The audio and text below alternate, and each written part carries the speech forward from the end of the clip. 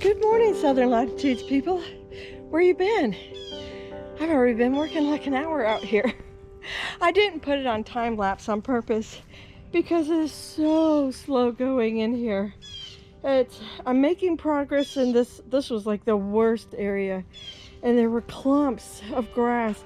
I needed the shovel for that to break the roots, and some of the roots are going through the ground cover over here. Oh my gosh, I had to cut them out with the little shears.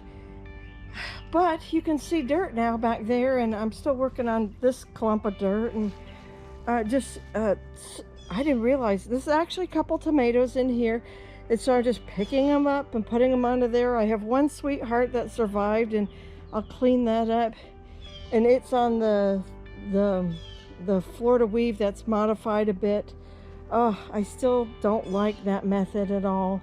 When you have a lot of plants, I don't know if it's better when you have a different type of twine that doesn't like give, or if you have rope on each side of them. But I will tell you that like the weight of tomatoes is greater than you think, and they just yanked them all over. And I found birds this morning when we first came out, Buddy and I first came out. There were birds eating up all the tomatoes. So yeah, they're having a good time, and I'm just gonna let them keep eating those. I still have got to figure out what to do with these pineapples. So this is going to be a multi-day event, but I did want to keep you up on the fact that, here, I'm trying to stop creating a shadow, but that, you know, I am still working on it, cleaning it out. It's a progress. The sun has now finally hit me, and so I will probably go in and have some coffee and so forth. Look at those big tasty tomatoes. Those are actually good size. They're really pretty nice. There's just a lot, you know, of mess going on in here, and so it continues day 2. Also, I need to be picking some of the cherry tomatoes in the salsa garden. All right, well, I feel cooler now. Got my hair up and some shorts on. These are Moby cherry tomatoes. They are very sweet. Now, I know that if you're in Florida, you are already a big fan of Everglades, but these have a really nice sweetness to them. I really do like them. In fact, sometimes I think I like them more than the Everglades. And well, at this point, as you can see, I'm being overrun with them, and I think the only reason why the birds are off of them is because I have a scarecrow right there. And they will not come in to bother my sunflower seeds, and they haven't bothered any of the tomatoes in this garden. So I think this fall I'm going to pick up a lot more scarecrows for the garden. But anyhow, just look at them. They're so beautiful, and they're everywhere. So I'm going to get to picking these. I think, of course, we'll have some for salad, but I think their main job is going to be dehydrated, and then we can use them on like pizzas and different Italian recipes.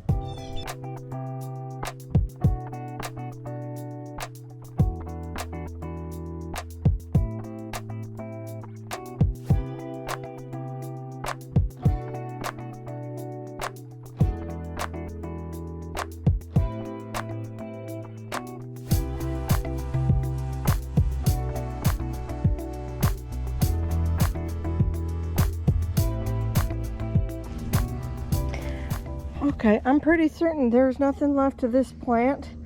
This one needs to be brought up, so I think we may be moving on to the salsa garden next. And the shade is also still here, so that's helpful. So I need to get some scissors and cut this and just rip this out. It'll be easy, 2 seconds. Look, some of those red onions are ready to go too. Wow, ready to go. Buddy, what are you going to do without your snack plant being here? Are you eating the green ones too? Uh-oh. Yeah, are you eating? Oh my goodness. So, let me go find my shears.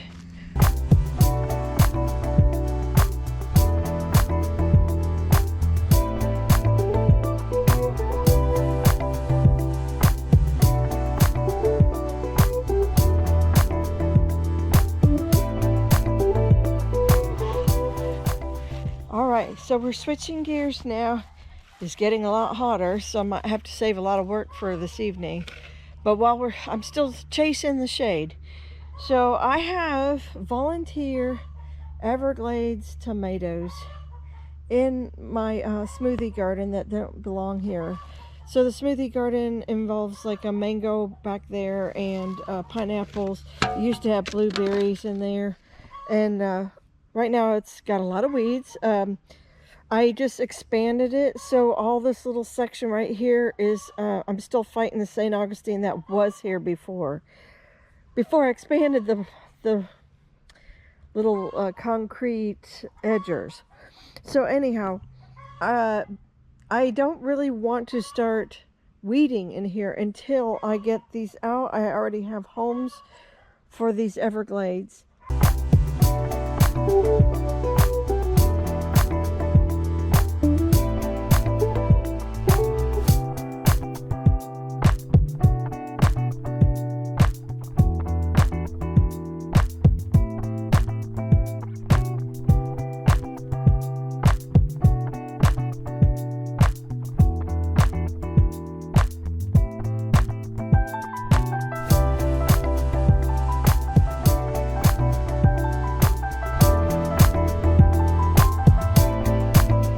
So you guys, there's not too much work going on today now that the heat is up, and then I won't get in any evening work because I got a date tonight with Jack. So we're gonna go do something, and so therefore that kind of bumps up all the things I would normally do in the evening to afternoon.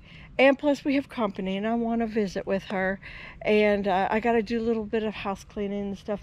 So just kind of minimal, but you know, I've been thinking around, you know, what can I put over there to build a natural privacy. Not sure I want to do a fence. I'm not sure we'll get to decking anytime soon, so it has to be something that can go there but then also be removed potentially in the future. And I thought about bromeliads, but I want something with just a little bit more height to it. And I think that King Tut or whatever it is grass, that may be the ticket of what I've been looking for. And then the plumeria will grow over higher than it, so it'll be kind of layered in the end as it matures. But let's see, I think that's it for now. We'll just call that good. And you guys, I will bring you along for the next bit of work, and we'll just tackle a little bit every day, you know, a couple hours every day, and then be done with it, because now the heat's turning on and it's no fun to be out here all day like it was through the winter. You guys, oh look at my container. Isn't that gorgeous? The sun is hitting it really nice. It is doing so beautifully. It's great from every angle. I'm gonna have to scoot it this way a little bit because my my pink plumeria is starting to grow into it. I don't think, yeah, it's not really resting on there, but it's close. Oh my goodness, that's so pretty. That brings me a lot of joy. That was worth what, 5 plants I put in there.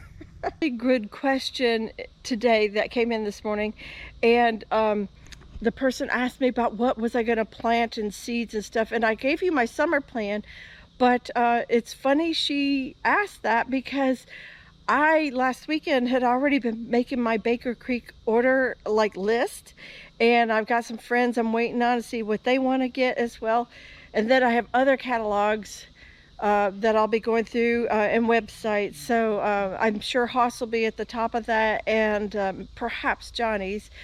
I usually get at least a handful of things from them every year too, and I try to split shipping costs. But anyhow, that video, I think we should make that very soon, so you guys can also be planning. You're maybe like me, you're waiting for things to go on sale, and then you can snag them up cheaper than what everybody else pays for them. So that was my plan, but we'll tackle that in another video. So you guys take care, God bless, and I will see you in the next one.